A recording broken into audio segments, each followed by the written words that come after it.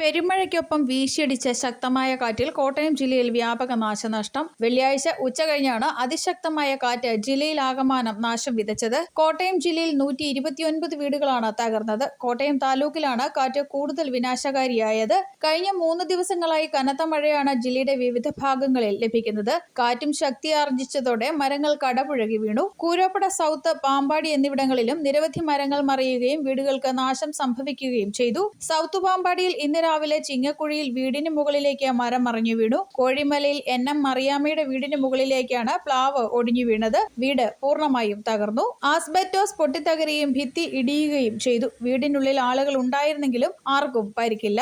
കങ്ങഴ മേഖലയിലും കാറ്റ് വ്യാപക നാശം വിതച്ചു. കങ്ങഴ ഉപരിക്കൽ നടുവിലെ പറമ്പിൽ ശശിയുടെ വീടിന് സമീപം റോഡിലേക്ക് തേക്കുമരം കടപുഴകി വീണു. കുമ്പന്താനം വടക്കേൽ ഭാഗങ്ങളിൽ നിരവധി വീടുകളുടെ മുകളിലേക്ക് മരങ്ങൾ വീണു. ലൈൻ കമ്പികളിലേക്ക് മരങ്ങൾ വീണത് വൈദ്യുതി തടസ്സവും ഗതാഗത തടസ്സവും ഉണ്ടാക്കി. പനച്ചിക്കാട്, കുമരകം പ്രദേശങ്ങളിലും കാറ്റ് നാശം വിതച്ചു. ശക്തമായ കാറ്റിൽ പരുത്തുംപാറയിലെ പഞ്ചായത്ത് ഓഫീസിന് മുകളിൽ സ്ഥാപിച്ച സോളാർ പാനൽ പറന്ന് നിലത്തു വീണു.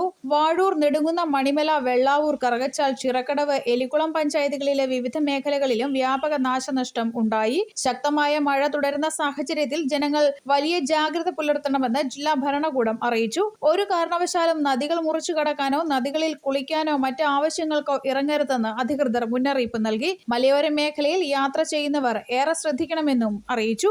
News bureau, Kottayam.